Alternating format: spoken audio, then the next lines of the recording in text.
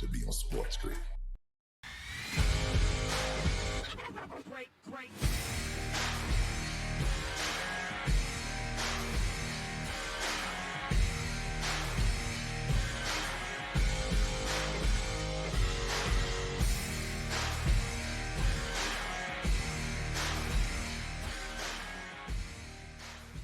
All right, we're back on fantasy sports today on SportsGrid. Now, as we get into the DH position here, we're just going to kind of run through this because let's be honest, a lot of these players have qualifications at other positions. They're not just DH only. In fact, there's very few of those players. But Davis, Ohtani is that one. So I guess let's start there. He's not going to pitch this season, as we said, so you don't have to really be concerned as to moving him in and out of lineups or these screwy rules that these fantasy operators have. He's just going to hit. Where are you willing to take him, Davis, this year? Are you willing to take him inside the first round of fantasy baseball drafts, or you prefer take him a little bit later? The best comparison I think that has been given for a player like this now that he's not pitching anymore is probably David Ortiz. Like, you pretty much went into every year thinking, okay, I'm not going to be able to play Ortiz anywhere except for DH. There was some school of thought is I don't want to clog that spot. I want to be able to move guys in and out.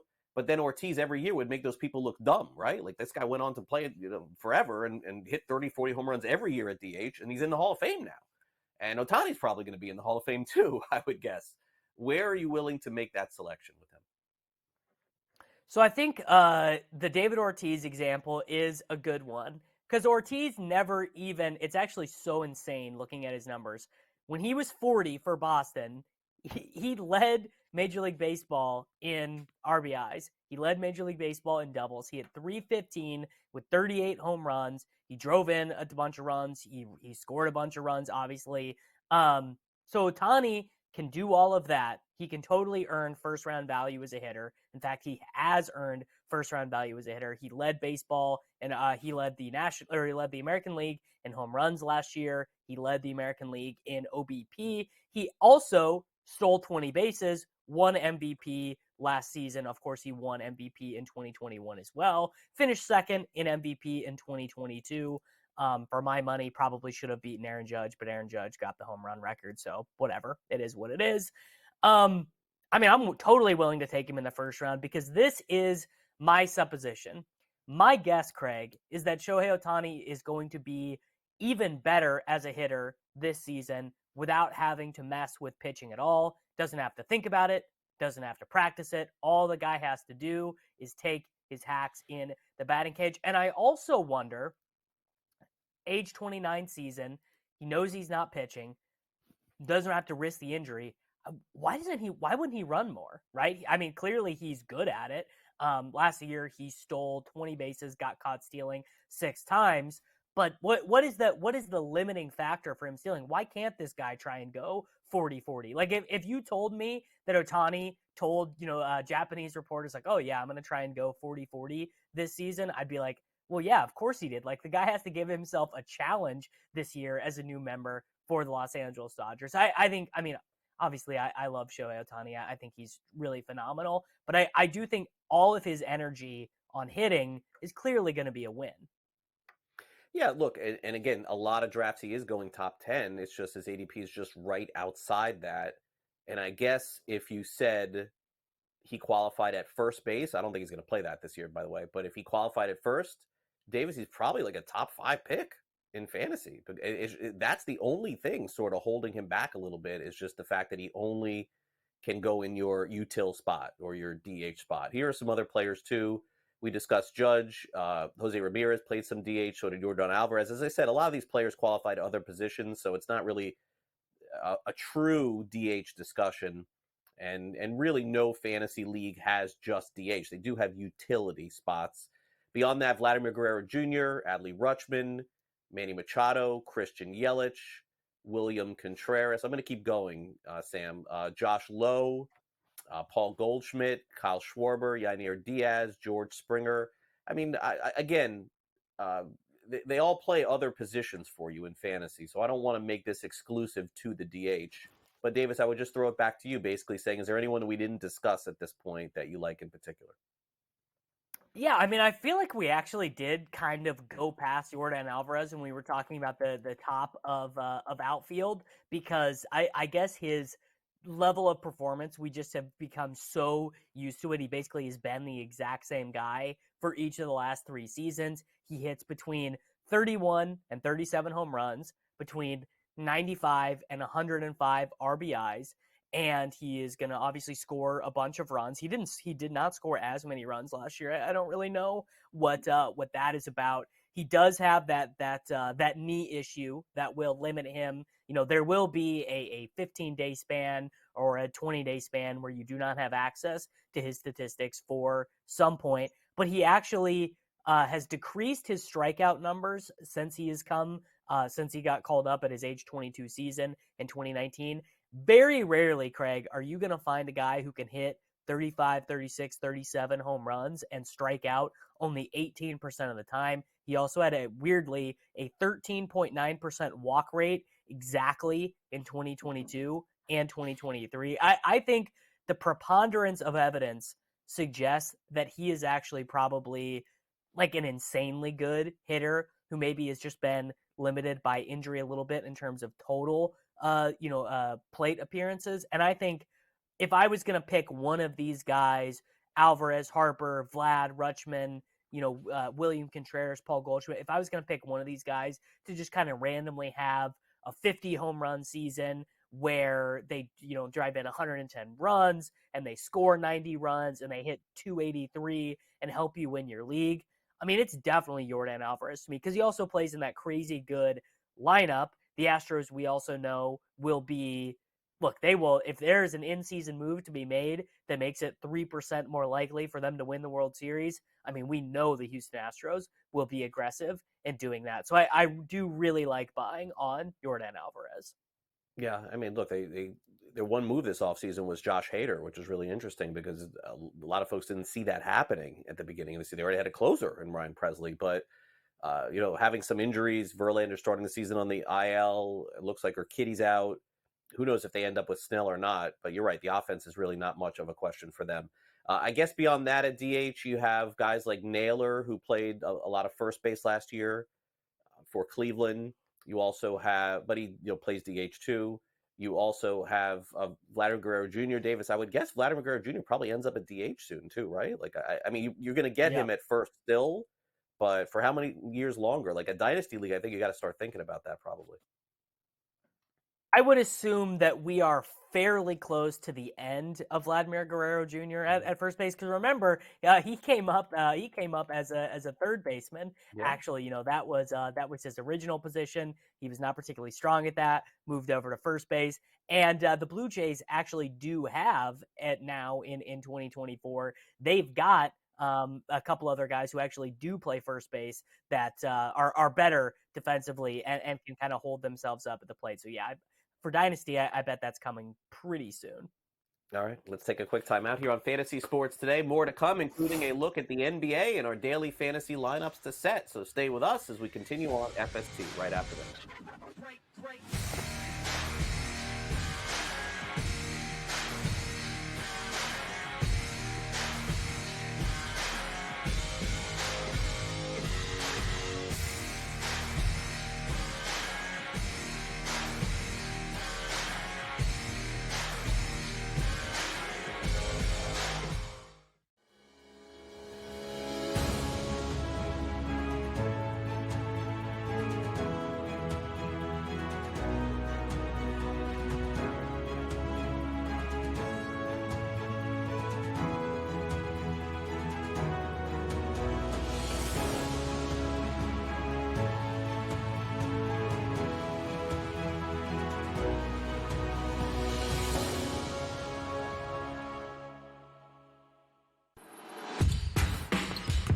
Cinderella run in March Madness, which is what we love out of the NCAA tournament.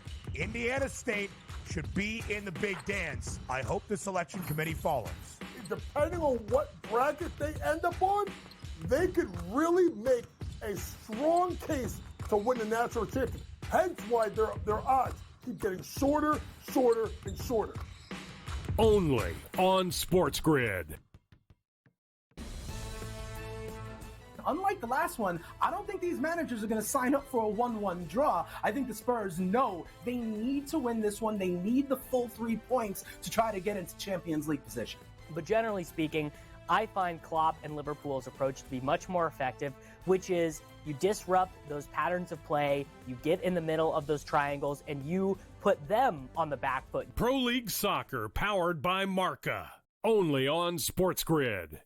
I'm sitting in this chair last year talking, everyone's talking about how the Mets have won the offseason and all these signings and all these players are brought in, and then you have to deal with, injuries like I think I've never seen before. That they're really going to try to upgrade some defensively in the outfield and with Bader. And there's a lot of good things there, but the depth is what's going to be important because not everybody's going to hold up. Newswire, only on SportsGrid. Anyone that's been to a sporting event, the atmosphere before a game, I think Game Time Decisions has that same exact atmosphere. This is our arena. This is what we do. There is going to be an energy to Game Time Decisions that you will feel night in and night out. The excitement you get when you lock your bets in, when you're figuring out what you want to do, we can zone in on the biggest games each night. I want this to be the place that people come to before the games start so they feel as ready as possible to lock in their cards. We are going to hit every single one of those markets that you need to know about. We're going to go through every single thing, and I've got a great team behind me that's going to help me get the job done. There is not going to be a better place, I promise you, than Game Time Decisions to get that new information, react to it, and be able to then bet accordingly. We will have everything at our disposal, and we will use that to our advantage. I'm Kevin Walsh. Tune into Game Time Decisions from 6 to 8 p.m. Eastern on SportsGrid.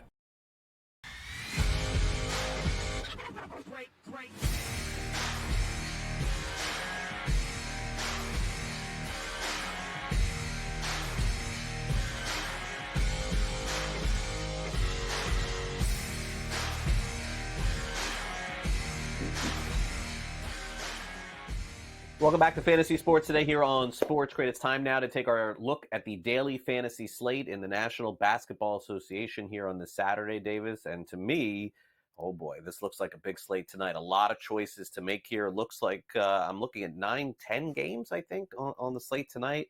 And fortunately, it looks like maybe we are avoiding a few injuries here because of the slate. But the problem I see is that a lot of the bigger names are playing tonight. So hard for us to really give a full idea as to who to play, but our goal is to at least educate you on the slate, give you the pricing, give you some players that Davis likes, and then, certainly make sure before tip you put the players in who are playing and you take the players out who are not. Yep, that's just the name of the game in the NBA this season.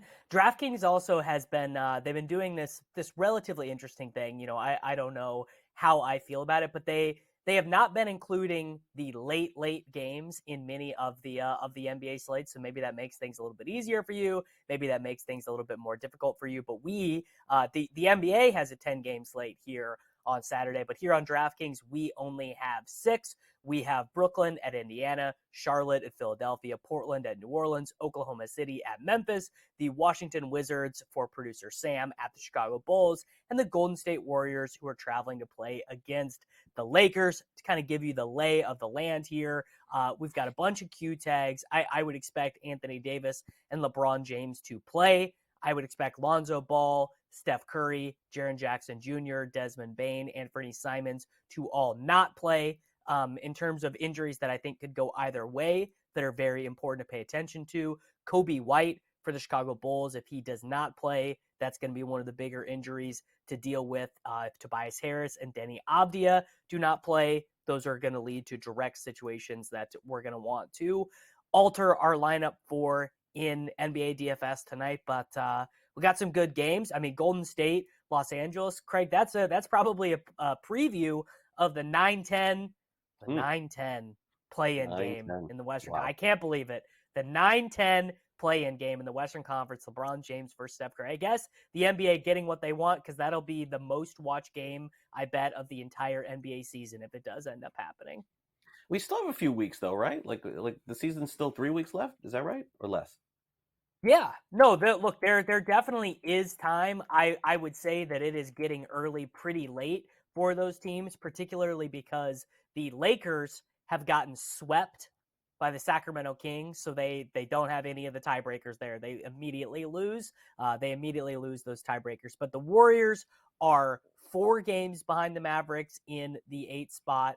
The Lakers are 2 games back, and they're all way too far away from the Kings. None of them will catch up with. I guess maybe if these teams lost like 2 games the rest of the way, it would be possible. But we are probably looking at Steph Curry and LeBron James in the 9-10 play-in game in the Western Conference, which is wild.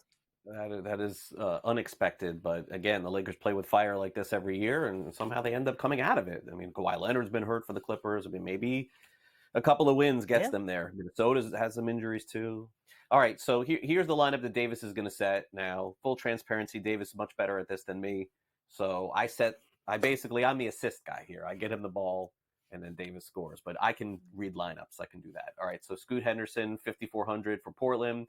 Dennis Schroeder for Brooklyn, 6,300. Trey Murphy, the third on New Orleans, 6,100. Davis has got a mini stack here of Washington with Kyle Kuzma and Bilal Coulibaly. Chet Holmgren at the center position for OKC at 7,400. And Vasily Micic. David told me his pronunciation before the show. Still got it wrong. 5,900 for Charlotte tonight. So I will tell you my opinion of this lineup without looking deeper into it. Chet Holmgren, obviously I know him. Scoot Henderson, I know him. This seems like a young lineup for you. And it also seems like a lineup without like the mega stars here, like no big, huge names. Is that just because of the load management stuff, or do you just not like the pricing on some of the big guys today?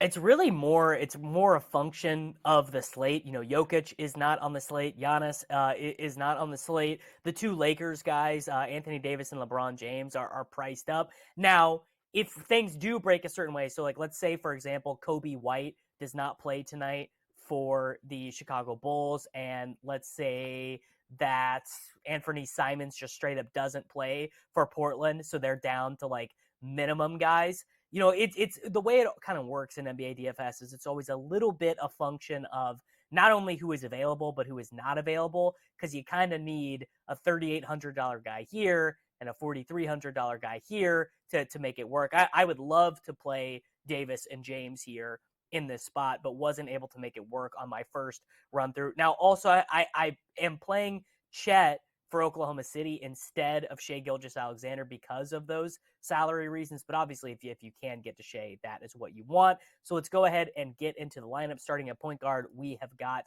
Scoot Henderson, who has, he just, it's not quite gotten there for him. He's actually coming off one of his better fantasy games of the season, 31 fantasy points against the Knicks in only 26 minutes. You might be saying, why is this guy only playing 26 minutes a night? I thought they took him number 2 overall.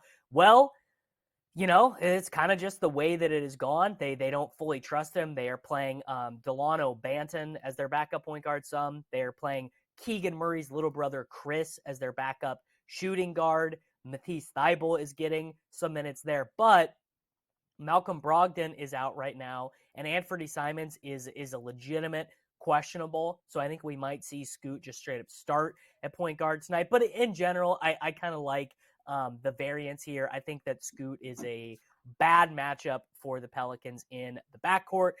Dennis Schroeder, I mean, this one is pretty straightforward. I think he is underpriced for the pace of this matchup. Schroeder plays 34, 35, 36 minutes a night for the Brooklyn Nets. He's not a particularly great shooter, but he kind of just makes everything work on offense. He's been averaging over 32 fantasy points per game as a member of the Brooklyn Nets, so a little bit underpriced here. Trey Murphy III is probably the most important player in the NBA playoff race that no one has heard of.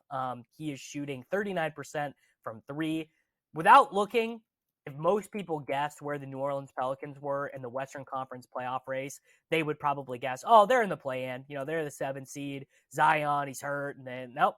The Pelicans not only are 5th, but they're probably going to overtake the Clippers. They have the tiebreak over the Clippers, and they have the most home games left of any team in the Western Conference for the remainder of the season. And I think Trey Murphy and his three-point shooting have been a huge part of that. He doesn't start. He closes most games. In fact, they just have not been using Jonas Valanciunas in the second half of games. They just plant him on the bench. He starts the game and then doesn't play anymore. Kyle Kuzma here at power forward. I mean, Kuzma, you know what you're getting. Kuzma is going to shoot 18 times. He is going to get 7 to 11 rebounds. He's going to make one of the dumbest plays you have ever seen at some point. And but he's got a very good matchup against the Bulls. We have our boy Bilal Coulibaly, who actually was Victor Wembanyama's teammate in France. He's starting. Again, not a guy who is shooting particularly well, but getting a ton of minutes and contributing in every category. And Denny Avdia might not play tonight. We have Alex Caruso for the Bulls and my guy Vasily Micic starting at point guard for the Hornets. The other night, he almost had a triple-double. So that is what we are doing for NBA DFS tonight, Craig. All right, there you go. And is there DFS for college hoops this year? Have you even dove into that at all or no? Oh, there is. Big time. Wow. There is. I am not an expert enough to I will be doing it once the tournament starts, but that is a grind. Okay, fair enough. By the way, we have college basketball starting here. I want to mention here. Let me just pull up my trusty schedule here. I don't mind looking down at you guys so you can see me here. Okay, first game being played today, folks, is starting at 1 p.m. Eastern. It's St. Joe's and VCU, followed by Wisconsin, Purdue, and Mississippi State, Auburn. Kevin Walsh has previews of those games coming up in 40 minutes. Yeah.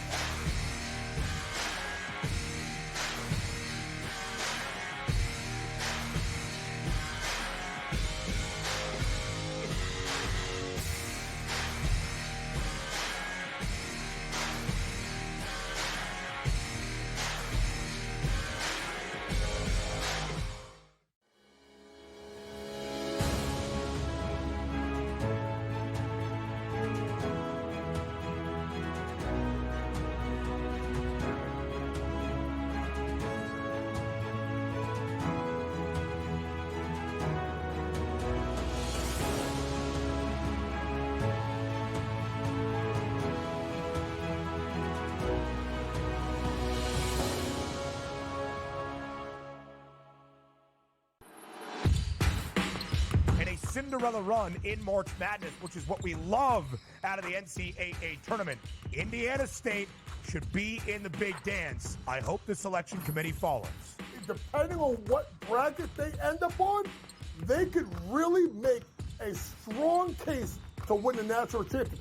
Hence why their odds keep getting shorter, and shorter. Only on SportsGrid. Unlike the last one, I don't think these managers are going to sign up for a 1-1 draw. I think the Spurs know they need to win this one. They need the full 3 points to try to get into Champions League position. But generally speaking, I find Klopp and Liverpool's approach to be much more effective, which is you disrupt those patterns of play, you get in the middle of those triangles, and you put them on the back foot. Pro League Soccer, powered by Marca. Only on SportsGrid. I'm sitting in this chair last year talking, everyone's talking about how the Mets have won the offseason and all these signings and all these players are brought in. And then, you have to deal with, injuries like I think I've never seen before. That they're really going to try to upgrade some defensively in the outfield and with Bader. And there's a lot of good things there, but the depth is what's going to be important because not everybody's going to hold up. Newswire. Only on SportsGrid. Anyone that's been to a sporting event, the atmosphere before a game, I think Game Time Decisions has that same exact atmosphere. This is our arena. This is what we do. There is going to be an energy to Game Time Decisions that you will feel night in and night out. The excitement you get when you lock your bets in, when you're figuring out what you want to do, we can zone in on the biggest games each night. I want this to be the place that people come to before the games start so they feel as ready as possible to lock in their cards. We are going to hit every single one of those markets that you need to know about. We're going to go through every single thing, and I've got a great team behind me that's going to help me get the job done. There is not going to be a better place, I promise you, than Game Time Decisions to get that new information, react to it, and be able to then bet accordingly. We will have everything at our disposal, and we will use that to our advantage. I'm Kevin Walsh. Tune into Game Time Decisions from 6 to 8 p.m. Eastern on SportsGrid.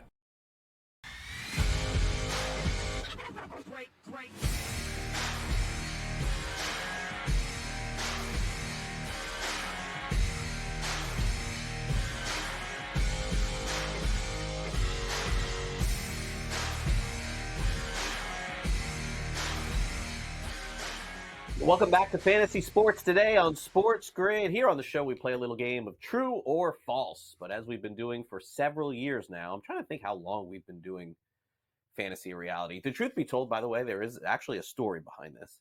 Is that, Davis, I did steal this idea, this fantasy reality idea, from somebody else. I stole it from me in a previous life, in a previous show on SiriusXM. So it was my idea anyway. Now everybody steals it. Everyone does. Before all these debate shows, Davis, I was doing this beforehand with the fan.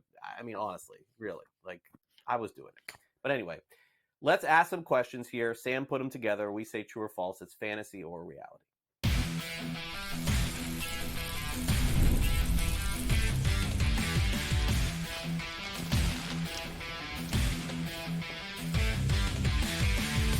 Over on the FanDuel Sportsbook, for those of you who are getting ready to bet on the baseball season, maybe some futures, some season win totals, we're going to review one of them in particular. Now, the good news for the Braves is Ronald Acuna Jr. Was back in the Braves lineup yesterday as the designated hitter. And my guess is if this goes well, he gets to play the outfield a little bit next week before opening day begins for the Braves on March 28th. Naturally, he's coming off one of the most historic seasons we've seen in baseball, winning the MVP. But going back-to-back MVPs, look at the history of baseball. This does not happen very often. In fact, it's almost impossible, especially in the NL. Fantasy reality, Davis. Ronald Acuna Jr. at 5-1 over on the FanDuel Sportsbook wins it. Back-to-back MVPs. Fantasy reality. Man, I think that the overwhelming probability, like I agree with the way that the market has it. You know, like I don't think there's anyone that you should make favored over him. But you're right, it's so hard to do back to back. I also think, and I'm wondering if you agree with me on this, that the Dodgers are going to be the story of the season and not the Atlanta Braves. That you know, most of the mainstream media, you know, non-baseball centric, but when First Take and Sports Center and all of these shows are talking about baseball, it's not going to be about the Braves, who are probably going to be just as good. You know, they're going to win 98 games, and Spencer Strider maybe will be the NL Cy Young, and you know, maybe they'll get something out of Kelnick, maybe they won't, but it's all going to be Ohtani and Glass now and all of those acquisitions. And actually, this is the easiest reason why Ronald Acuna Jr. won't win MVP, which is that the guy who actually is the best player in baseball went from the American League to now the National League in Shohei Ohtani, so that takes a bunch of the win equity out of the pool. I got fantasy. Ronald Acuna Jr. will not repeat as National League MVP.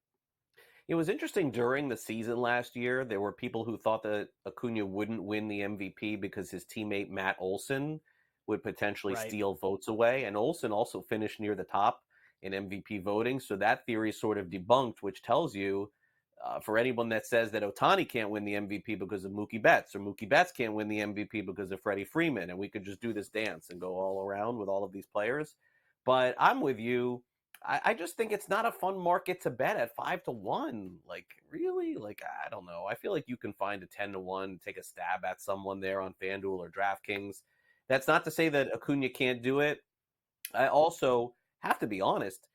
Look, if he's got some knee issues flaring up now, who's to say this doesn't happen again? It may not affect his overall numbers. I still think for fantasy purposes, he's the number one overall pick in the draft. But to win the MVP, I think I'd probably go deeper into the market. So I will say fantasy. All right, now let's move over to Shohei Ohtani. His goal was to be back for opening day. At this point, Davis, I don't see any reason why that can't happen. They're going overseas. He's on the trip right now. So in all likelihood, he is going to play in those games and then come back and play at the beginning of the season. We thought maybe he'd miss a month, he'd miss a week, he'd miss 2. He ain't going to miss any time at all.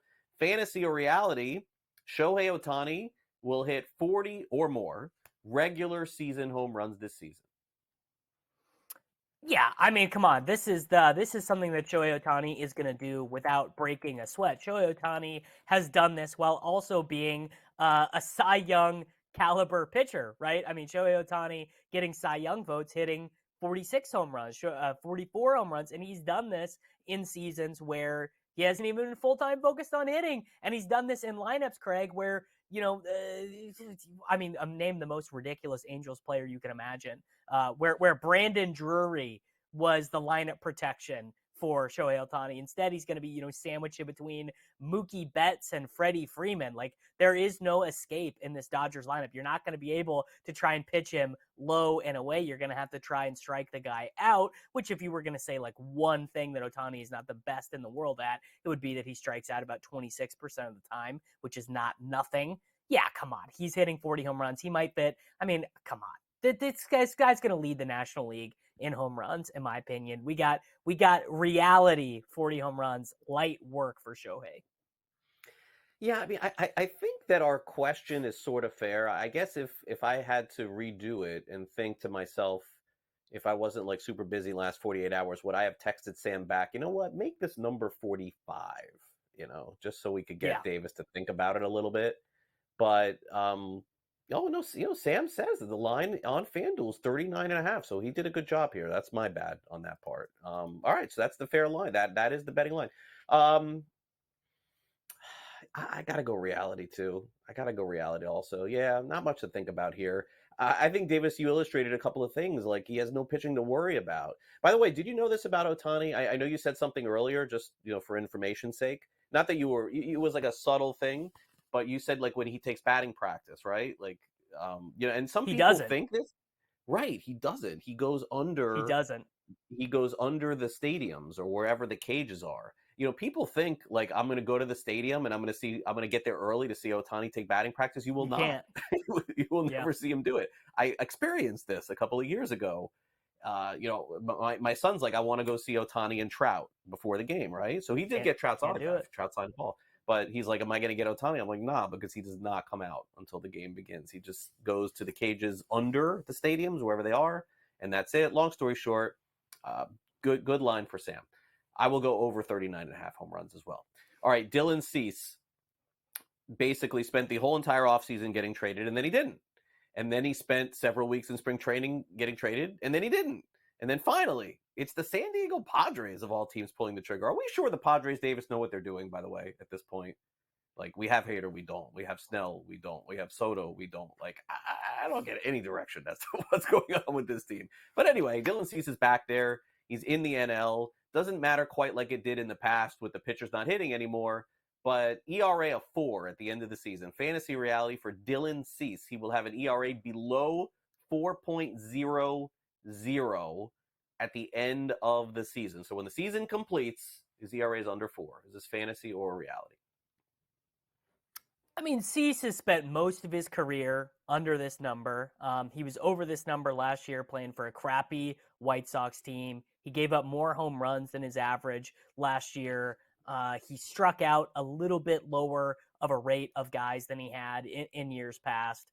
I think he probably does. I mean, really, if anything, just buoyed by that ballpark. He gets to pitch in that massive Petco Park and all of those NL West stadiums. Let's just hope he avoids the 11-run outing, against Colorado in June or whatever when it's 96 degrees there. I got reality. I think he puts up a 3.83 ERA season probably.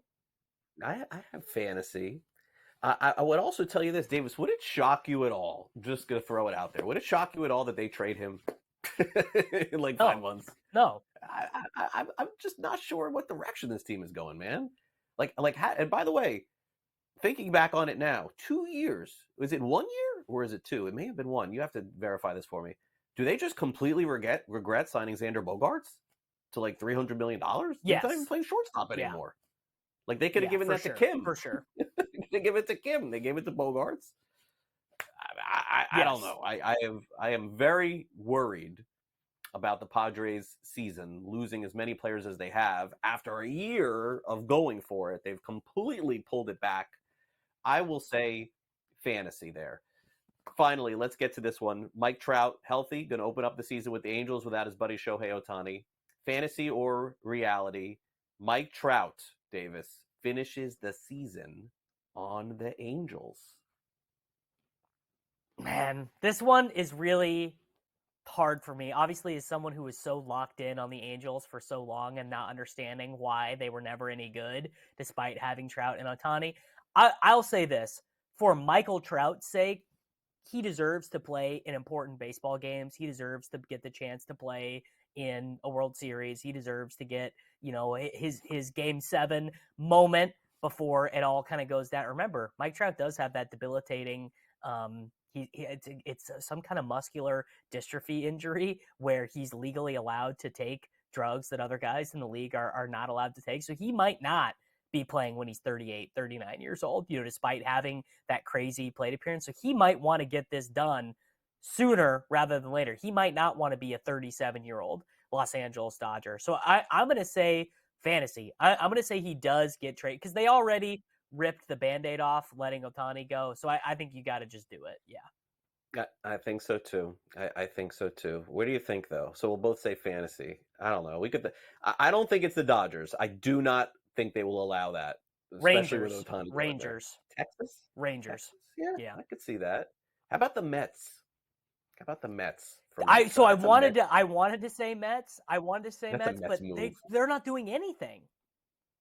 Yeah, but that's a Mets move right there, right? Like they're like it is twiddling their thumbs. And Cohen's just like trade for the 32-year-old. Trade for the 32-year-old. That's the Mets move. Yeah, you're right. Let me change directions 3 times in 3 years. We're sellers. We're buyers. We're sellers. We're buyers. We're buyers. Oh my gosh, yeah, could happen. All right, Gray Albright's going to join us next. We'll review that trade with Dylan Cease and also talk about the latest injuries with the Yankees.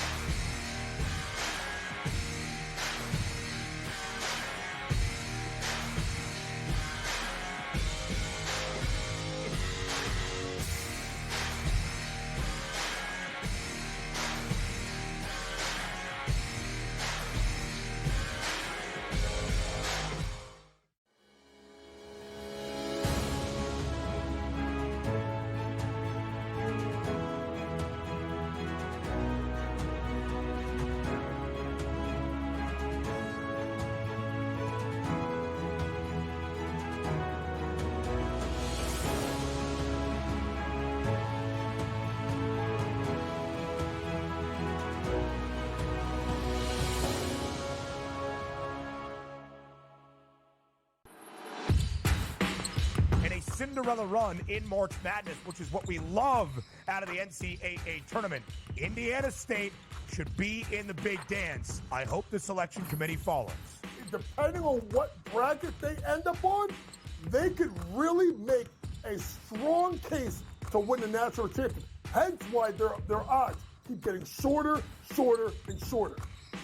Only on SportsGrid. Unlike the last one, I don't think these managers are going to sign up for a 1-1 draw. I think the Spurs know they need to win this one. They need the full 3 points to try to get into Champions League position. But generally speaking, I find Klopp and Liverpool's approach to be much more effective, which is you disrupt those patterns of play, you get in the middle of those triangles, and you put them on the back foot. Pro League Soccer, powered by Marca. Only on SportsGrid. I'm sitting in this chair last year talking, everyone's talking about how the Mets have won the offseason and all these signings and all these players are brought in. And then, you have to deal with, injuries like I think I've never seen before. That they're really going to try to upgrade some defensively in the outfield and with Bader. And there's a lot of good things there, but the depth is what's going to be important because not everybody's going to hold up. Newswire. Only on SportsGrid. Anyone that's been to a sporting event, the atmosphere before a game, I think Game Time Decisions has that same exact atmosphere. This is our arena. This is what we do. There is going to be an energy to Game Time Decisions that you will feel night in and night out. The excitement you get when you lock your bets in, when you're figuring out what you want to do, we can zone in on the biggest games each night. I want this to be the place that people come to before the games start so they feel as ready as possible to lock in their cards. We are going to hit every single one of those markets that you need to know about. We're going to go through every single thing, and I've got a great team behind me that's going to help me get the job done. There is not going to be a better place, I promise you, than Game Time Decisions to get that new information, react to it, and be able to then bet accordingly. We will have everything at our disposal, and we will use that to our advantage.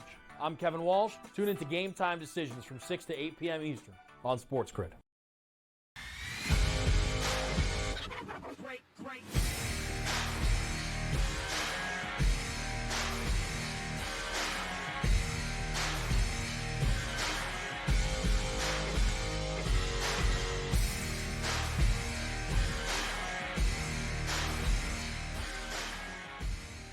Welcome back to Fantasy Sports Today. Gray Albright joins us from Razzball. The Raz Slam is still going on. I actually got auto-picked last night for the first time since the very beginning. It's not that I'm losing interest. It's just it's getting down to the point I'm not sure it matters, like in the 30th round.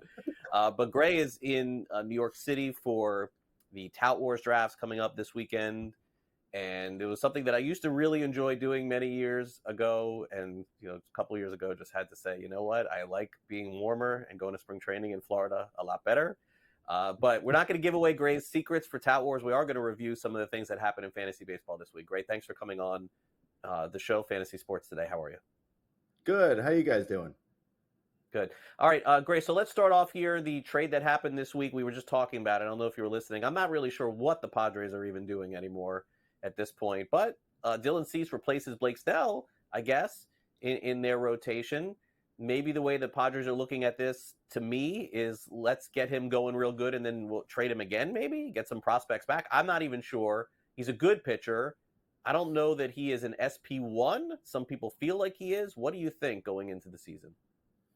Yeah, I mean, this isn't necessarily strictly a fantasy take, but I 100,000% agree with you that the Padres have no real game plan. I'm sorry.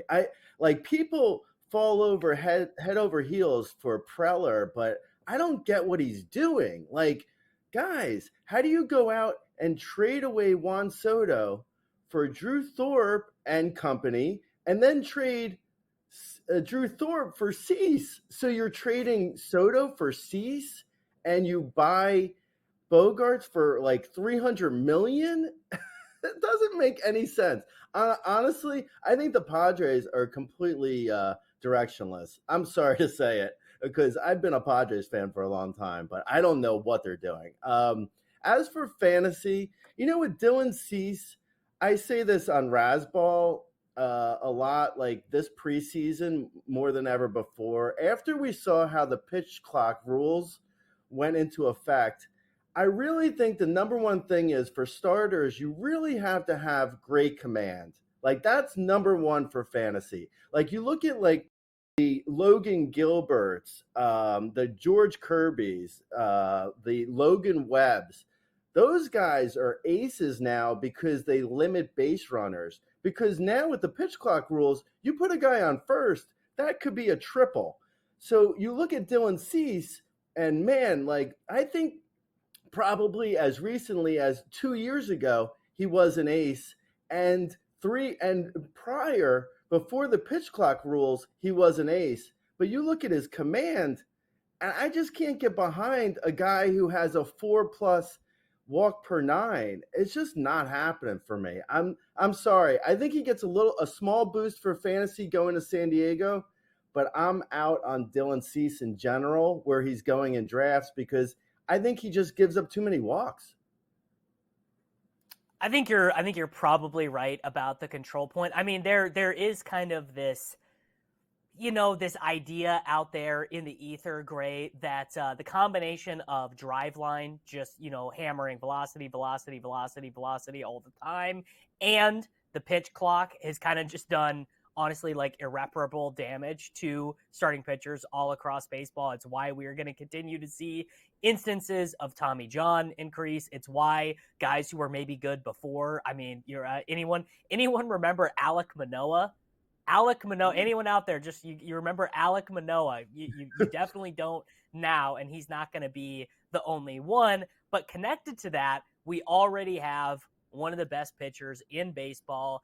Yankees ace Garrett Cole has been informed by a doctor out in California that he, quote unquote, should be able to return to the Yankees rotation 10 to 12 weeks from now. Now, I've been talking about this with Scott Farrell all week. I mean, if you let me bet at even money right now, if Garrett Cole is going to have Tommy John surgery, I would definitely take it at even money that he is. Not to say everyone does it. You know, Masahiro Tanaka was able to do this program where he did rest for 10 weeks and came back and was able to pitch. But I mean, come on. He's going to have the surgery, don't you think, Gray?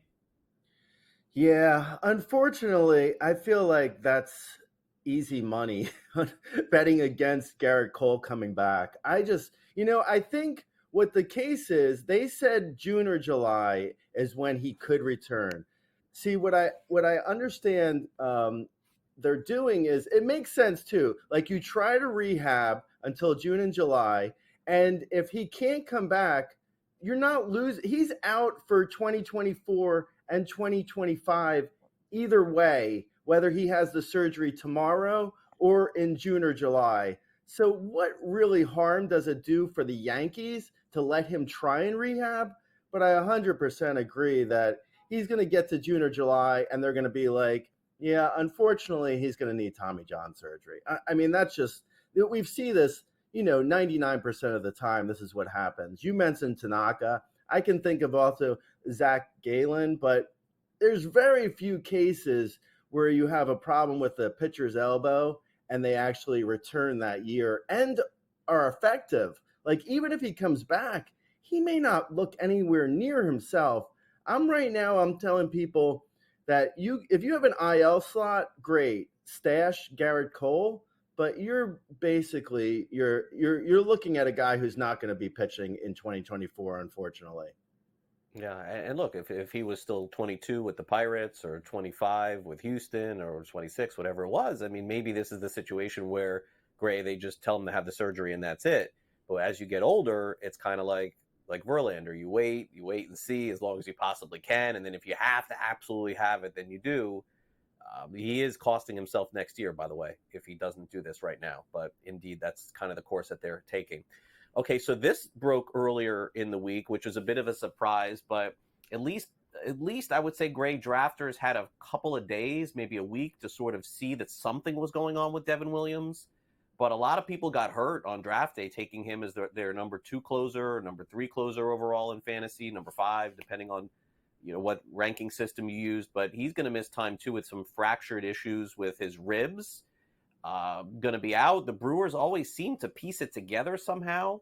So Piamps, I know, is a name, and they have a couple of other guys that are going to fill in.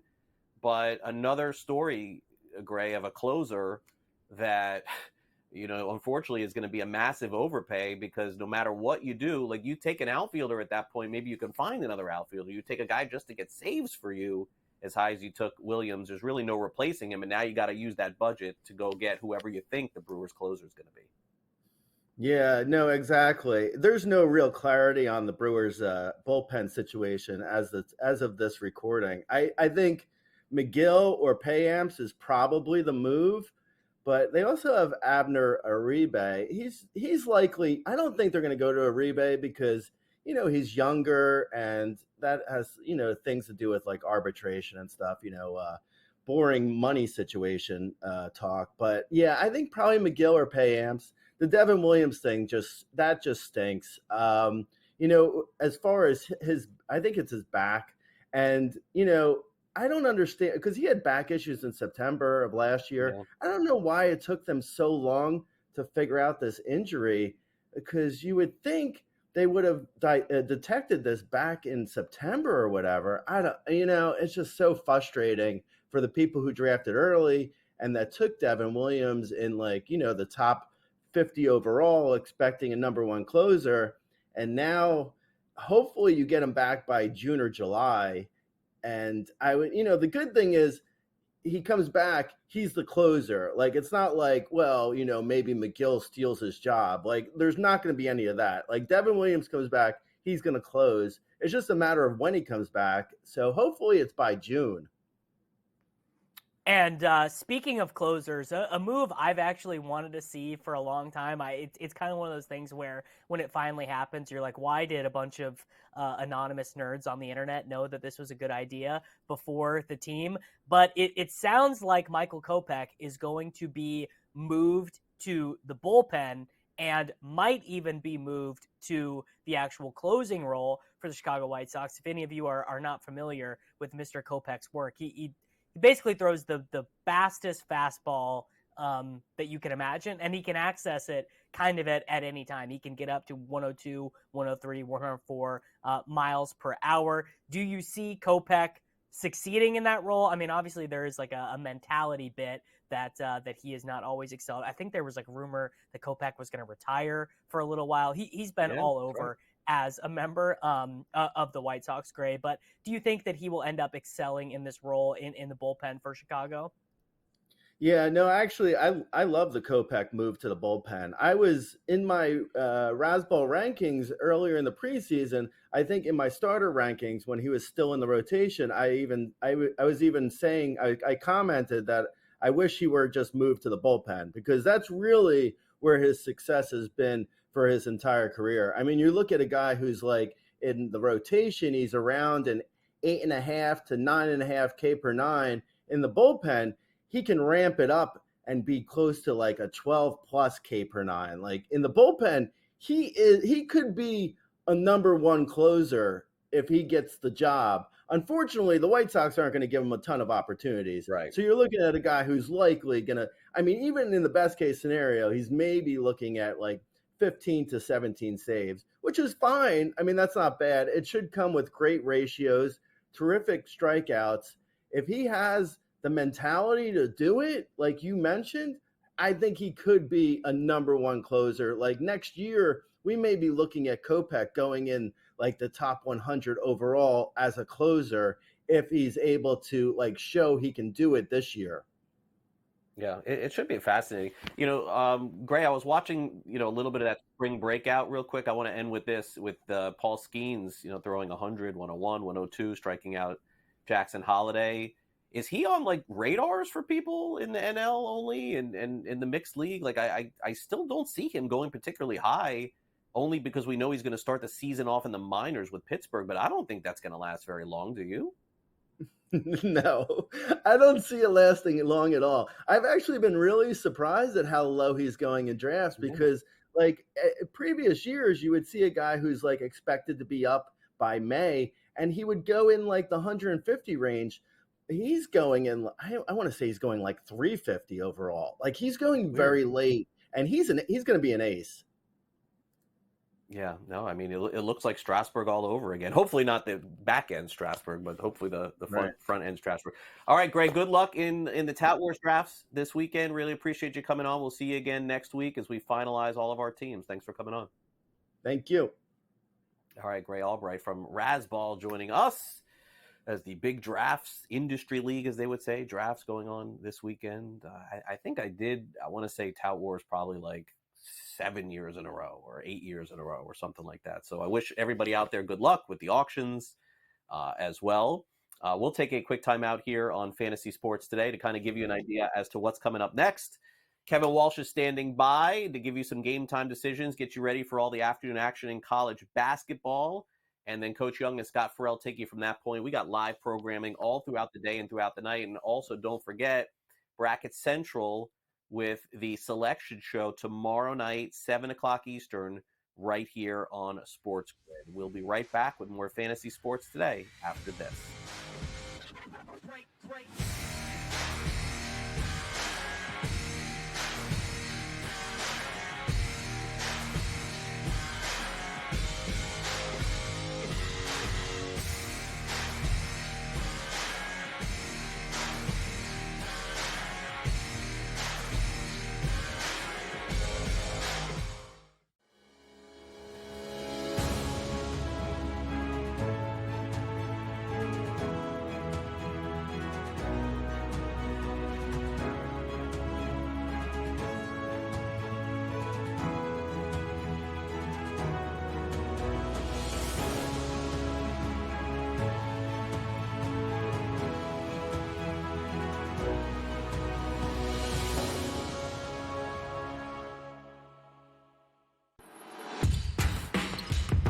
Cinderella run in March Madness, which is what we love out of the NCAA tournament. Indiana State should be in the big dance. I hope the selection committee follows. Depending on what bracket they end up on, they could really make a strong case to win the national championship. Hence why their odds keep getting shorter, shorter, and shorter. Only on SportsGrid. Unlike the last one, I don't think these managers are going to sign up for a 1-1 draw. I think the Spurs know they need to win this one. They need the full 3 points to try to get into Champions League position. But generally speaking, I find Klopp and Liverpool's approach to be much more effective, which is you disrupt those patterns of play, you get in the middle of those triangles, and you put them on the back foot. Pro League Soccer, powered by Marca. Only on SportsGrid.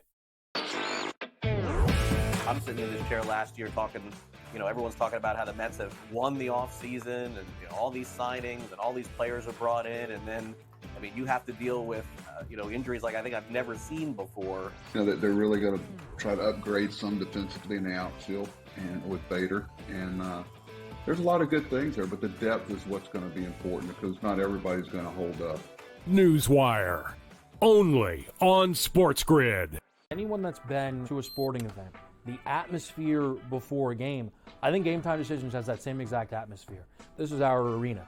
This is what we do. There is going to be an energy to Game Time Decisions that you will feel night in and night out. The excitement you get when you lock your bets in, when you're figuring out what you want to do, we can zone in on the biggest games each night. I want this to be the place that people come to before the games start so they feel as ready as possible to lock in their cards. We are going to hit every single one of those markets that you need to know about. We're going to go through every single thing, and I've got a great team behind me that's going to help me get the job done. There is not going to be a better place, I promise you, than Game Time Decisions to get that new information, react to it, and be able to then bet accordingly. We will have everything at our disposal, and we will use that to our advantage.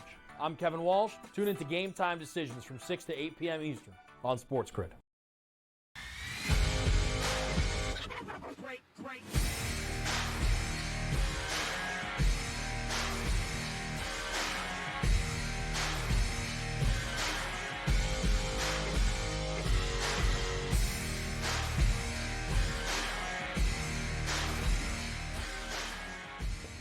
All right, time for us to wrap it up here on Fantasy Sports today, but we give you one final thought, 60 seconds of commentary, and here is Davis Maddock to lead us off. It's the Sports Grid 60.